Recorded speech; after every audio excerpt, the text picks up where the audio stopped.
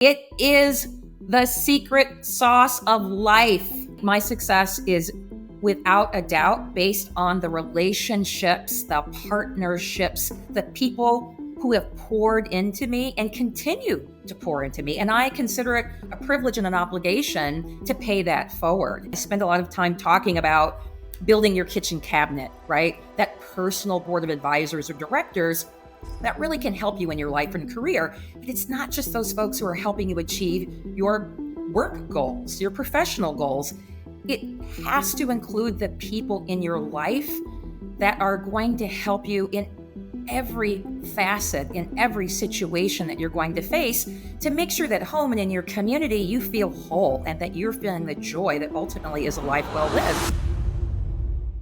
You've done so many amazing things. I mean, in your 30 plus career with Target, you were a leader at every level. And today you're talking in your new book about leadership and integrity and authenticity.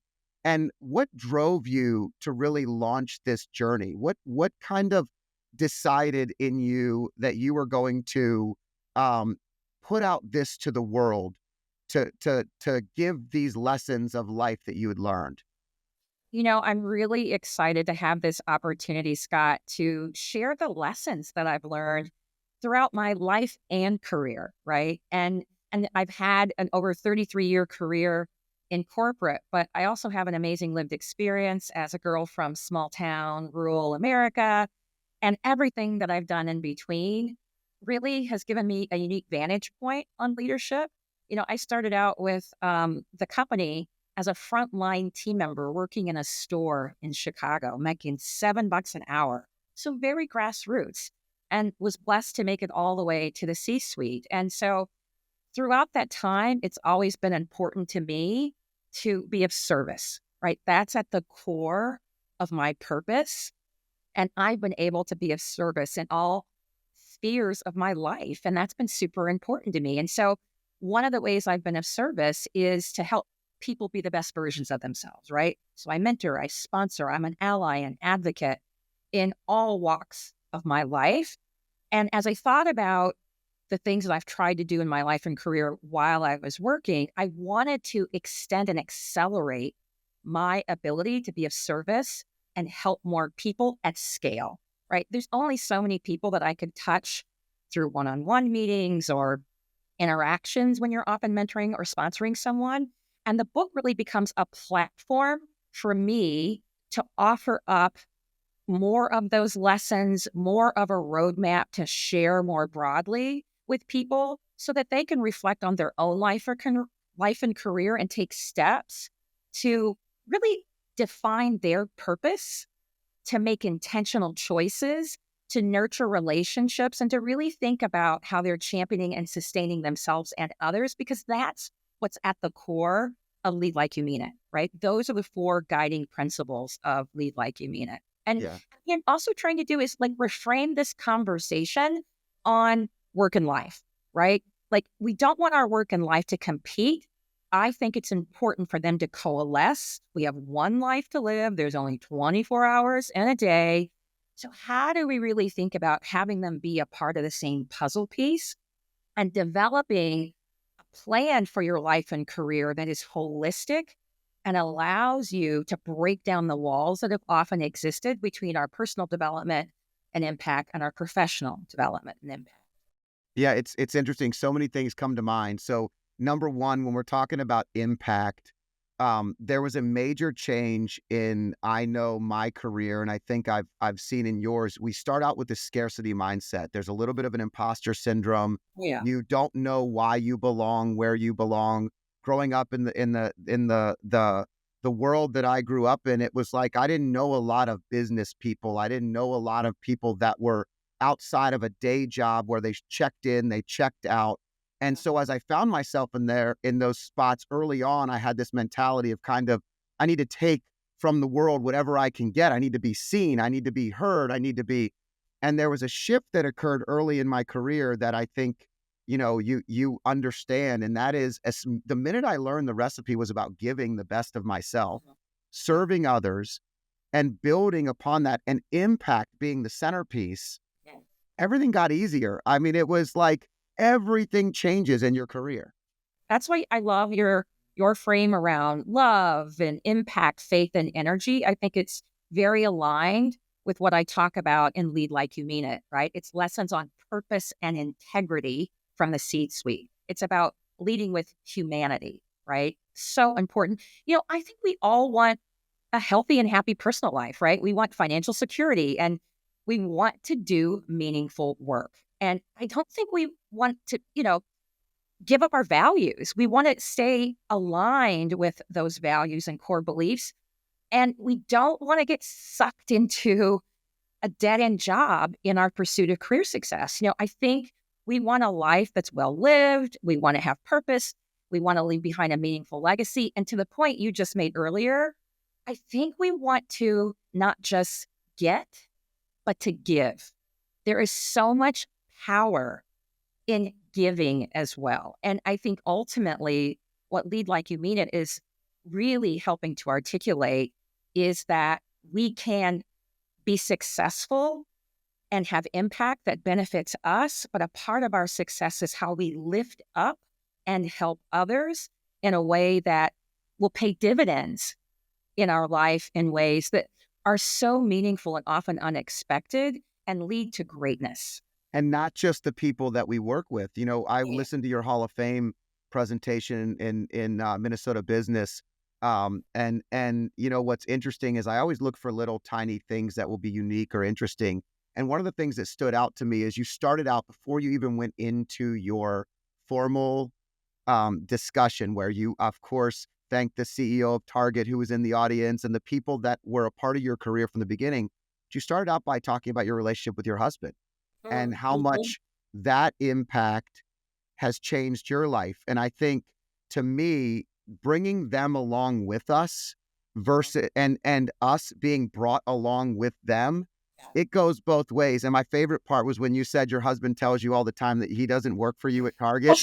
And that is, my wife has told me that she is not one of my employees many times.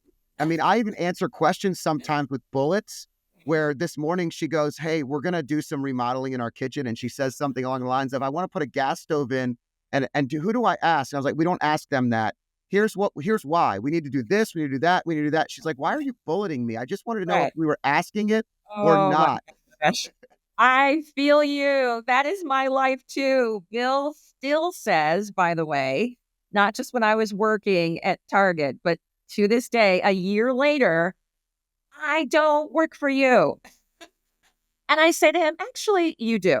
Well, better said, we work together. And Yeah. I think that's really the reason I wanted to include the story about personal relationships in my book too, right? I already talked about this idea that nurturing relationships is so central to leading like you mean it and finding meaning in your life, but it's not just in the workplace and the relationships that you have in work, which is very important. I spend a lot of time talking about building your kitchen cabinet, right? That personal board of advisors or directors that really can help you in your life and career. But it's not just those folks who are helping you achieve your work goals, your professional goals. It has to include the people in your life that are going to help you in every facet, in every situation that you're going to face to make sure that at home and in your community, you feel whole and that you're feeling the joy that ultimately is a life well lived. And in fact, I remember going back and forth with my editor. And they're like, okay, this is a leadership self-help business book. And you want to talk about all of these personal relationships, including with your husband. And it's something, quite frankly, that I fought for. I felt so strongly that this type of book needed to talk about these important personal relationships because they are essential to our success and they're mutually beneficial, right? And those relationships are critical to making sure that I'm showing up as my best self and that then can carry into the workplace, right? And so the book talks about flourishing together. And I use examples of not only my husband, Bill, who is quite the character and very lovable. So I really encourage folks to read that portion of the book. But I even talk about my hairdresser, right? Who thinks about hearing about a hairdresser in a book on life and leadership? But you'll hear about the special relationship and the place that she has had, not just in helping me style my hair, but the community we have together, the lessons we share together, right? We talk together, listen to music together. She prays over me, right? Like I'm there for her. And it matters. I talk about my sister and all that my big sister has meant to me in my life. Nita is a rock for me. And that has helped me get through so many situations in my life. And in terms of Bill, I wouldn't be able to do the things that I've done in my life without my husband, Bill, right? He has been my best friend, therapist, cheerleader, love of my life. All of the things that I've been able to do is because I have made a phenomenal selection in my partner. And I often talk to folks about now, doesn't mean you have to have a life partner or be married, but if you choose to, that choice matters. They're going to be able to help you achieve your goals professionally and personally, or they may detract from your ability to do so. So it is a choice that matters. And I say in the section of the book when I talk about Bill, love and resilience matter. And so you hear a very vulnerable and candid story about our life together and how we learned the importance of being there for one another, having a shared purpose, having shared goals, working through what it means to have a family with two careers. You hear more about our relationship in a mixed race marriage and some of the struggles that we faced as a result of that, but how we found love and forgiveness and a way forward in spite of that in ways that I think are hopeful and inspiring. Well, it goes back to your point about how life and work don't have to be this bifurcated worlds. They don't have to be the bifurcated worlds. It can be like the the collaborative space where Right. life and work come together. And I think what's also interesting, and I think this is a secret. This is a secret. It's the secret to success in business. And you're talking about it in depth. And that is everybody in business wants to talk about the transactions. They want to Right. talk about what you can give them, what they need from you.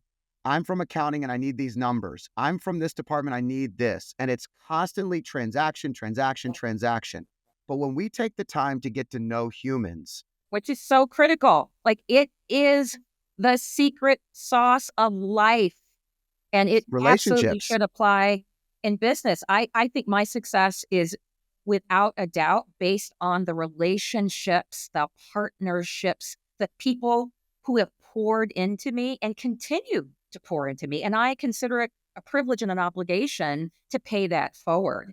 It is, in fact, while I was working, and even now in this next season of my life where I'm still working, but doing it in different ways, I'm a fan of having an agenda, right? I do talk about process is sexy when used in the best ways to really help teams stay focused on the things that matter and to simplify and streamline and take out complexity.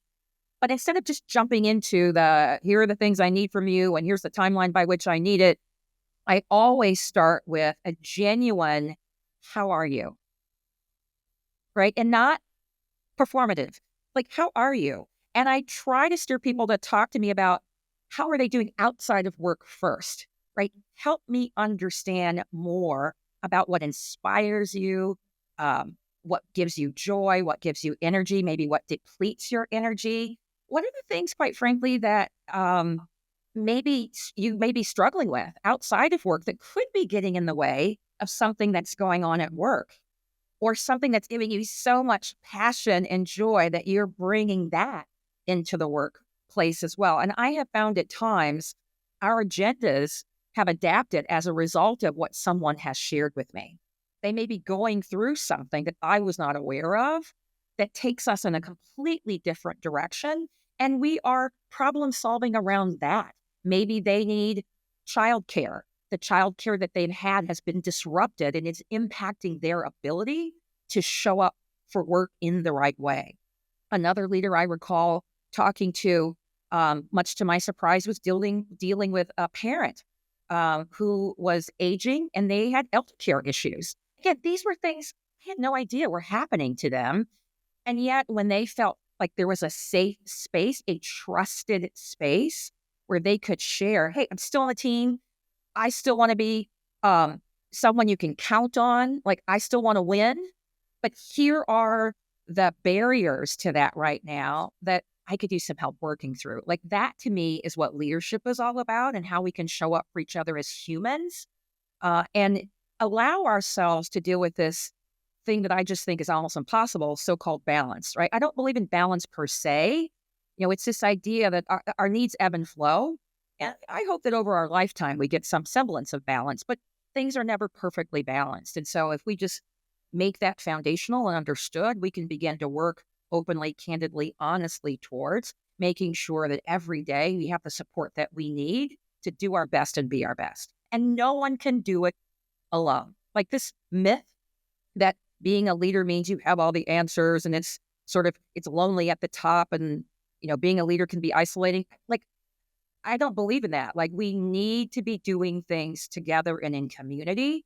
And that go aloneness is something that I think we need to debunk and really focus on how we get better together, utilizing the expertise and strength that comes when you have a diverse, high performing team. Imbalance is something that we all live with, and imperfection is something that once we accept, Yeah. we have a little bit more value of understanding the imbalance, right? We know that we're going to be imperfect.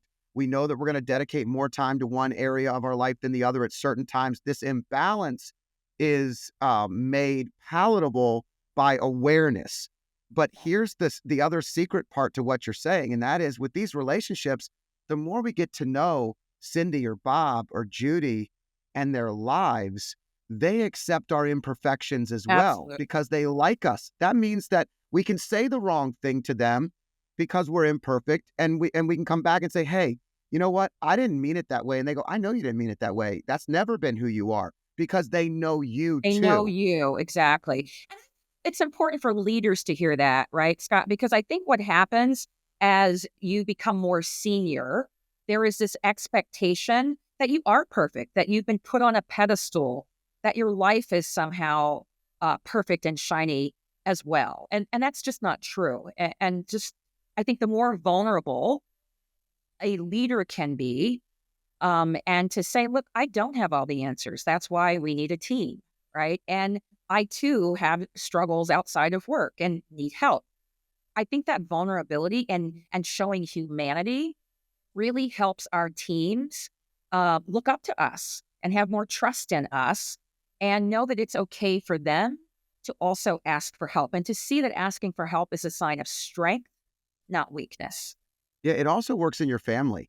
So these For lessons are also lessons that can be reciprocated in our own family. So the other side is, so many times parents put pressure on their children to be what they were not, but sure. forget how difficult it was to get where they are today, and they did not get there overnight. But if we understand what they're going through, how they're going through it, we're sharing with them.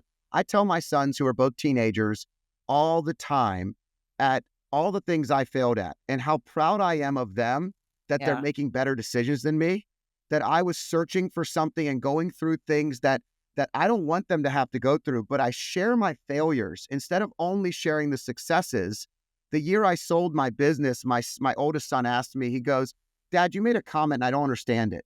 And I said, "What is it?" He goes, "You said that it was the most successful year of your career in your life and the hardest year of your life. Like it was challenging in a way that you never dreamed." And I said, "It was the worst year of my life. Like, Well, you I don't learn a lot then. You just learned a ton, right? Failure is a part of perfect. learning.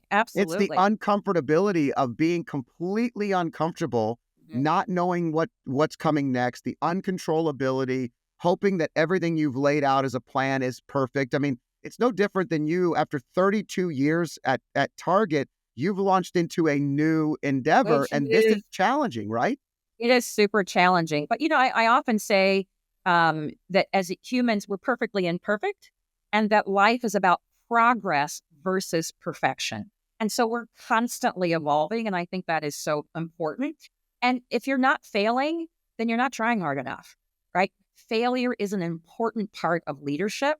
I think the important thing, though, is to learn from those mistakes, right? They shouldn't be career ending, they shouldn't be life ending, but they should be an opportunity to truly learn and grow and apply those learnings. And so, in so many parts of my life, I'm like, I'm going to fail, but I'm going to fail fast, right? I'm going to test, learn, iterate, fail, apply the learnings and get back up and test, learn, iterate, fail, and allow myself to move forward in ways that make that failure worth it. And I hope then by example, it shows others that, taking risks, calculated risks, smart risks is a great way to learn and grow. And I do talk a bit about, your risk appetite in the book. So often professionally, we talk about a risk appetite, but in this context, I'm asking people to think about it in their personal lives. What is the kind of risks you're willing to take? How do you make sure as a part of your life and leadership plan that you're really thoughtful about what that means, both in your personal and professional life? It shouldn't mean no risk. And it will never mean that you have no time in your life where you're uncomfortable. You've got to get comfortable being uncomfortable, because I do think on the backside of discomfort and that risk is often opportunity. And it leads to that if you can work your way through it. And then that tingling of fear and anxiety that comes will feel more familiar in a way that you're actually more excited about it, because there's something great on the other end.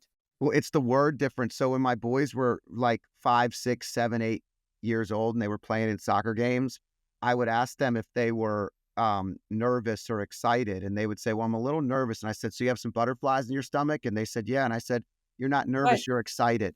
And Good. we would get to the point where they would be 4 and 5 years old and they would start to say that they were nervous. And I would say, you mean you're excited? And we would define it. And I'd say, now, when you get on the field and you kick the ball off and you touch it the first time, everything goes away, right? And they go, yeah, I'm not nervous anymore. I said, you're not nervous. That means you're just excited. You can't wait to play. That framing allows them Dude. to stand out in big moments Yeah. and get used to those things. And one other comment I wanted to make that is so important to the listeners to hear, and that is, you talked about the importance of relationships down to the young lady that does your hair and your sister and their importance. But I've also seen many of pictures with you in the research where you are talking with Colin Powell as a mentor, and Yep. the families of some of the greatest leaders that have existed. Your blurbs on your book are Walter Isaacson and Arthur Brooks, who is absolutely, to Amazing. me, Amazing. amazing. Like one of my favorite people to live and learn about. It's a goal of mine to have him on the show one day. But I say that because of this. You are displaying something that's really important for the listeners to hear, and that is, everybody is the same. We are Oh, all one, and you are not up. Sometimes your hairdresser can provide you information and yeah. perspective that Colin Powell himself, while alive, could not have provided you. No, right? Everyone has a unique story and perspective. And that's what I've tried to live out my entire life, is that we are all human, that we are all worthy, that we are all a student and a teacher and have something to give and are worthy of also receiving, right?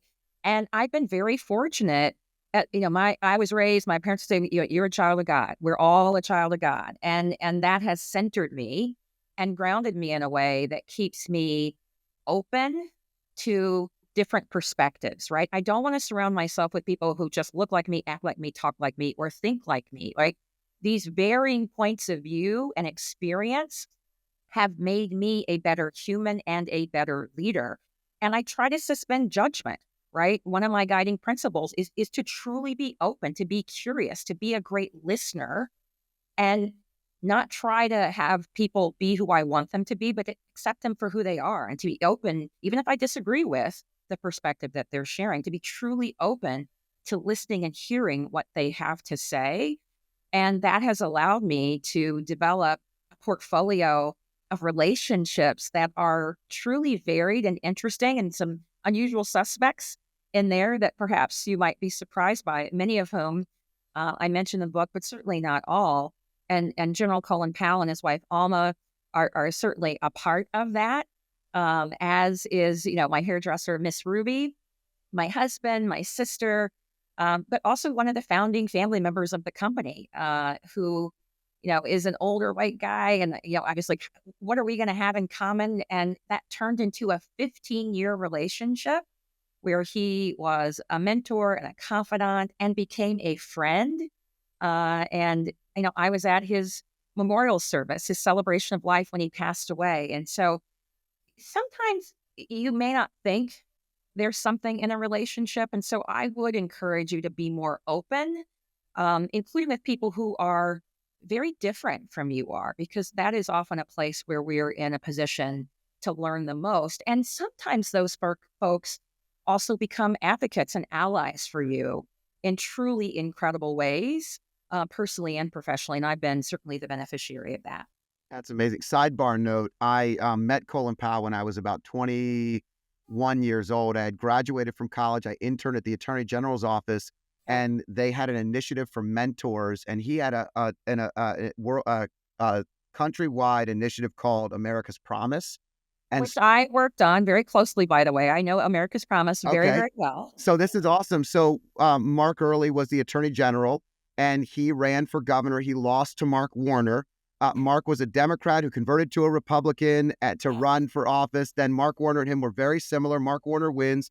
As Mark was exiting the office, I had left the internship, and I made the recommendation that let's not just take the 2,000 mentors by the year 2000 and end the program. Why don't we merge with Colin Powell's initiative, take all the Oh, names, I put love them in the that. database. And so I had went back to college. I was graduating, and they invited me back to introduce Colin Powell in front of 8,000 people. Are you And kidding me? yeah, it That's was super, awesome. super fun. He was late. His helicopter was late. And my mentor, who was like my boss at the AG's office, Colin Powell was his hero, like Love. absolute hero. And so I was delaying. I went from 5 minutes to like 7 minutes, and I said, I'm going to bring up this gentleman, and and so he came up and he killed some time, and he got to introduce Colin Powell, but I did get to meet him. So Oh my gosh, it what was a a moment. super fun. He and his wife are truly remarkable leaders. And so when I think about examples of leading with meaning, they certainly come to mind. And they continue to do that for me, not just when I was working with them on America's Promise, but afterwards. And just incredibly generous with their time and their wisdom and advice. And what I think you'll find interesting as we circle back to the conversation about writing a portion of the book around my husband's um, part of my life, they're in that same chapter. So when you think about not just the leadership lessons professionally that they have provided, one of the important lessons they provided me was, how do you interact with a life partner? What does a successful marriage look like? And how do you do that on your own terms? And I just got so much great advice from them in that area as well, that I felt compelled to share it. So that is the lead in to the conversation about my story with my husband, Bill. That's great. And I think our marriages and our relationships can really provide us with a great learning lesson to how we can approach a lot of other things in life. I mean, Great. if I go into my marriage and my expectation is that maybe we won't make it, and it's the same thing that you could do when you go to a new company. If you go into the Right. new company and you say, maybe this isn't going to work This out, isn't for and me. This isn't for yeah, right. you're all Right. over the place. You can't focus on what's good. You're only seeing what's bad. Yeah. And it's And very that's why difficult. it's important to be aligned, right? As the book talks about purpose, like your organization often has a purpose, but do you have a purpose, right? Your personal purpose statement is your lantern, right? It is your lantern and the light, but it's also a measuring stick so you can think about your success, and making sure that there's alignment between your personal purpose and the organization's purpose that you're interacting with, whether it's your work or the work that you do in the community, is so important. Doesn't mean it's 100% aligned. Nothing is perfect, as we said earlier, but enough alignment that you can have the most impact that you can have. And it really will make all the difference in the world. And it becomes a lens through which you can make decisions, which is super important. And the pals helped me with that in very thoughtful and meaningful ways, both personally and professionally. Well, they're Amazing. also the kinds of people from perspective. And again, I did not work with them in a major way. I met him, and that's about it. But here's what I will say. through 25 years in business, you come, especially when you do a lot in the community and a lot for charity work, you come to meet two types of people in those spaces. The people that are doing it for the power and prestige that it brings, and the people that are doing it to actually make a difference in the Yeah. world. Yeah. And they were Making a absolutely, difference. they Making were a difference. difference makers. Right. And They are and when it's, definitely. you know why? Because they were relationship driven. Uh-huh. So it goes back to the transaction and taking, or Yeah. giving of yourself and relationships. And it's the same lessons that are so resonant. So resonant, right? They were purpose-driven leaders. They operated with integrity and humanity. They had amazing relationships, and they definitely wanted to leave the world, people and things better off than they found them, right? This idea of a leadership legacy is absolutely something that mattered to them, as was being of service. Being of service was so central to who they were, and I think it's central to leading with meaning.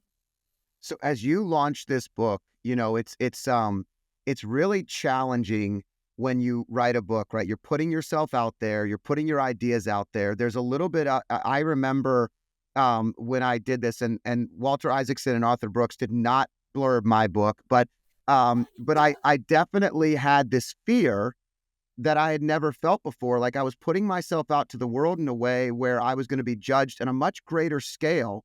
Yeah. And then somebody told me that the average person buys a book and only reads 66 pages. And I remember going, oh, they, Oh, they can get through the first 66 pages. I'll be fine. I'm good. And it will be fine. But then there's all this work that goes into it. You yeah. become your own self advocate. Yeah. It's a And ton of work. it's Ton of work. unbelievable. And Yeah. so how are you enjoying that process and That's finding a it? great question. That's a great question, Scott. I obviously used to working hard and delivering results, and have had a very successful corporate career. It's interesting. When I started at the company at Target, we were a $9 billion company, and by the time I retired a year ago, we were over $100 billion company with over 400,000 employees. Right. Unbelievable. And so I've been through a lot of different cycles in business and in the world. And so, I have seen pressure and I have seen success and I've seen failure and all of the things in between. And yet, given that experience, this was very different, right? This was not Laysha with the backing of a Fortune 50 company. This was Laysha, the entrepreneur, out on her own, being exposed in a very different way. And if I'm being candid, I was both excited and also anxious. I was both. And I want to continue to have impact. I want to continue to be of service. I want to continue to learn and grow and help others do the same. And so for me, I wanted to continue to push myself outside of my comfort zone, right? I am learning new things. I am building new muscles and I'm enjoying that. Like I'm being stretched. Don't get me wrong. Like this has been a hell of a lot more work than I thought it would be. And there is some intrepidation as it's about to launch out into the world. Will people like it? Will I be judged in a particular way? What about the person of the story I didn't tell? Maybe because I couldn't, because there's an NDA at work, Yeah. or it didn't completely fit the lesson that we were trying to share with the reader. But what I tried to do was harness all of that and remain grounded in the purpose. Why was I doing this? To share the life and leadership lessons that I hope will help others be better, do better, live the best versions of their lives that they can. Like, so this idea of being of service at scale propelled me through all of the fear and anxiety and pushed me more towards the excitement and pride of being able to accomplish a big goal with the support, though, of amazing people. I certainly didn't get here by myself. And so I've had an amazing, eclectic team who's done a lot of great work to help me get to this point. And I know it's not going to be perfect. It's not going to be perfect. I will have forgotten something. And we've done a lot of proofreading. Something will have been misspelled or a name left off, but that's okay. Like, I want people to accept this gift in the spirit that it was intended. And I wrote it with the reader at the center, with the learner at the center. And so there are no graphs and no pie charts and no, decks in it. it's life and leadership stories. I've tried to be open and vulnerable so that I hope the reader then can do the same as they're reflecting on their own life. I worked with a leadership development expert. It's a company called Adeption, and each chapter has some very simple reflection questions that the reader can say, okay, your story, that's nice, but what does that mean for me? Right? What's in it for me? How can I think about what that means to my own life and career? And that's what I wanted, a companion piece that you can use in your life or with someone that you're mentoring and sponsoring. And then pro tip, I asked that same leadership development company, I said, okay, I have another idea. Would would you be willing to take on me as a first time client in greater depth? Because this leadership development company had not worked with an author before. And I wanted to have a richer, deeper relationship with them that would help me take the lessons from the book and give even more to the reader, more than I could possibly put in one book. And at first I was like, oh my God, they're going to say no, like it's a crazy idea. It's half baked. I don't even have it all mapped out in the most detailed plan. I have a sketch of it. And as we worked through it, talked through it, they signed on. So remember that, right? You might be second guessing yourself. One of the first things we have to do is bet on and believe in ourselves. And that was an example of in this new season of my life. I'm like, I'm betting on me, right? I'm betting on me. I'm doubling down on me. And I don't have to have all the answers. We'll co-create and figure this thing out together. Worst thing that'll happen, they'll say no. They already said yes to the first part. They're helping me with reflection questions. But what we've developed now are these workouts that are connected to the themes in my book that will allow the learner to go in and participate in a workout on developing your own personal purpose statement, a workout on developing your own kitchen cabinet, right? That personal board of directors, and a workout on how do you think about being able to say your strategic yes and your strategic no. And so what I love about Adeption, they have so much expertise as a global leadership development organization, lots of insights and data, which I love, and leveraging innovation, technology, and AI that will enable us to let you fill it out, Scott, in a way that gives you a customized set of responses back, a customized set of learnings that you can use that will look very different than what I've put in. And so this ability to do personalized learning and connect that to the leadership lessons in my book is so incredibly exciting. And what we agreed to do, as I said earlier, test, learn, fail, and iterate together. Test, learn, fail, and iterate together. And so it's exciting to see me practicing what I preach, right?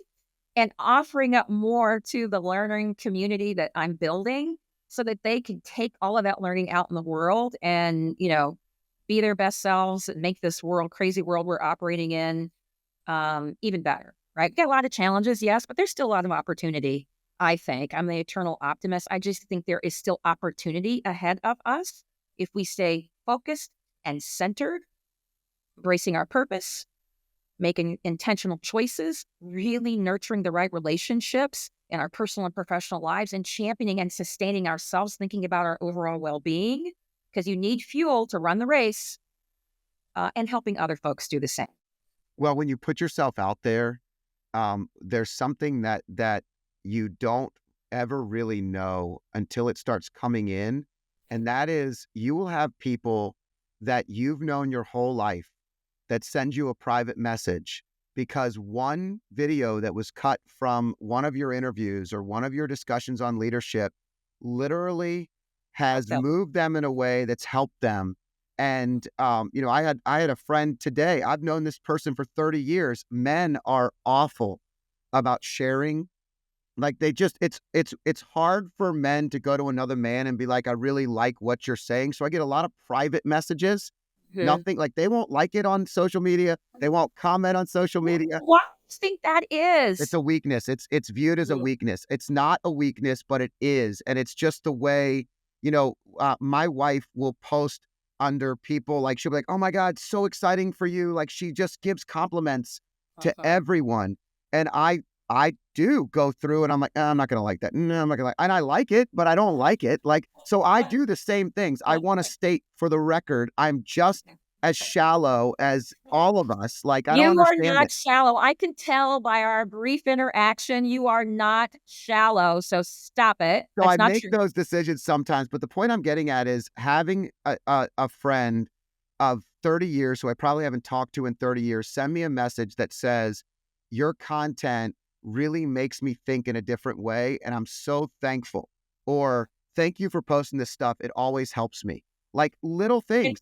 so meaningful, right? It's so meaningful, and the more we can do that, and the more we role model that, I think it gives people permission, right, to do the same. Even in the book, you can do an acknowledgement section or you don't have to do an Yeah, acknowledgement right. section, and it was hard enough writing the book already, trust me. So I was like, "Oh, I wanna be done," but it was something I felt really passionate about. I really wanted to do the acknowledgments because acknowledgments for me were about gratitude. It was a way for me to thank people. And yes, there are other ways that I'll be thanking people who have helped me on this journey. But even in the book, and it doesn't cover everyone's because some folks, they're covered and my gratitude is expressed because their story is covered. And in others, I could add it in the acknowledgement. But I also say in the acknowledgement, this doesn't cover everyone.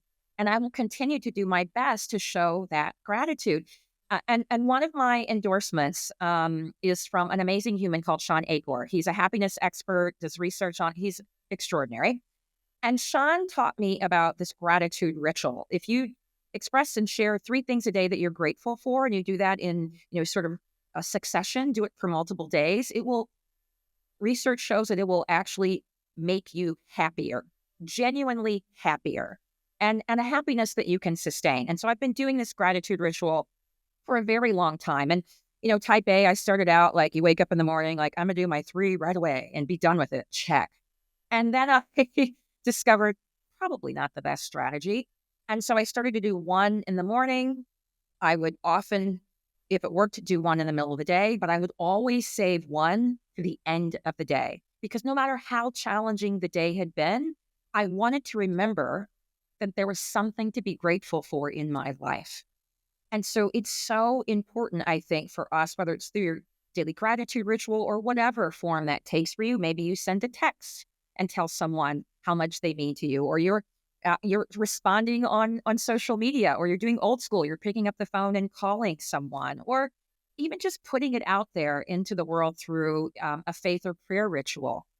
Centering yourself in gratitude is just something that I would encourage us all to think about because it, I think, just makes us happier, more joyful human beings and allows us to find meaning and lead with meaning, even amidst challenging times. Yeah, and it's such a great point. And I think what gratitude does, it's another secret code to getting through any level of challenge. Because if you start to think for the things that, I was sitting on a plane yesterday and we were delayed due to a mechanical issue, and you want to make sure that you're fine.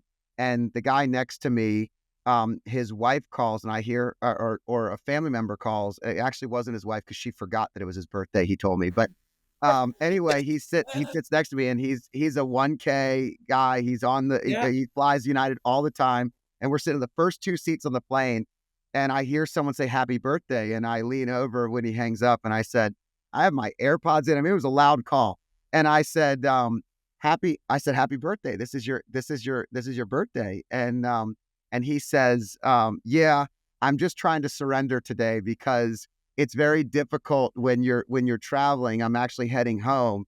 And I said, I have a rule. I don't travel on my birthday. I'll travel the day before, I'll travel the day after, but I can't because it's the one day that everybody does kind of give you a little extra attention. And we were joking about it.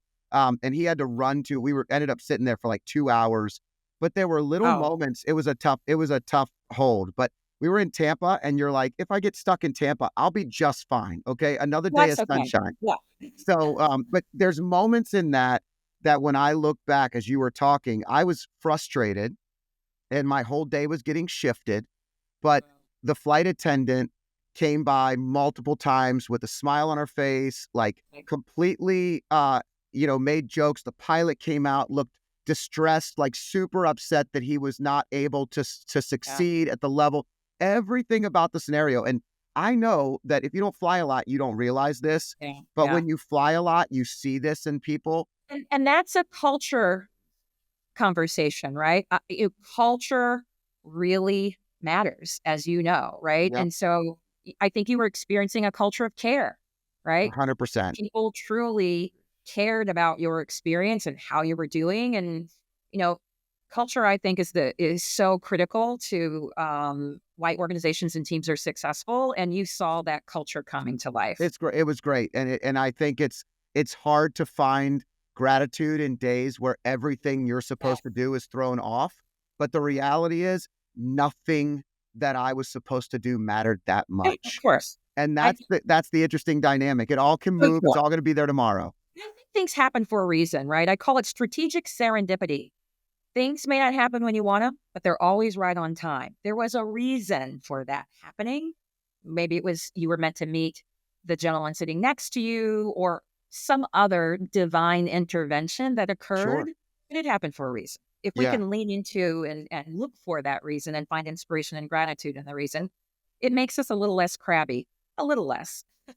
I mean, Laysha, I could talk to you all day because we started this conversation talking about Luca and the trade from Dallas Yes, prior to recording, and we yes. were talking basketball and we were talking Tampa, and All and the you things that make life whole. but your energy is infectious. You're bringing to the world something that people need to hear.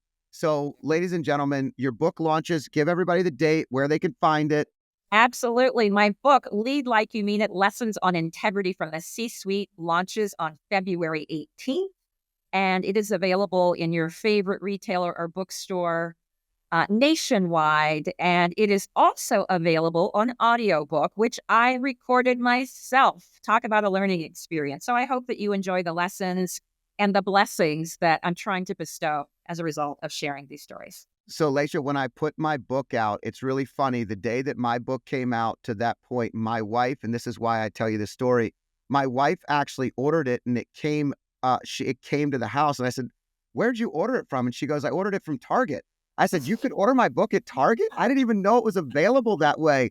And she said, Wow. "Yes." And so it was really funny because, there's so many places to get this, but this book is something not just for leading in companies, but leading in life. And In it is life, for so sure. And you valuable. people at every stage of your life and career, whether you are entry level or in your next season like me, there is something in this for all of us and something that I think we're called to in this moment in particular. The world needs purpose driven leaders with integrity now more than ever. And when you're putting this kind of great energy in the world, don't just buy the book, buy the Audible too. So double up the purchases so we can Amen. make this thing climb the ladders. Laysha, thanks for joining me today. I'm so grateful. Thank you. Very grateful. Take care. I hope you enjoyed this podcast. If you liked it, there's more where this one came from. Click here and enjoy some more.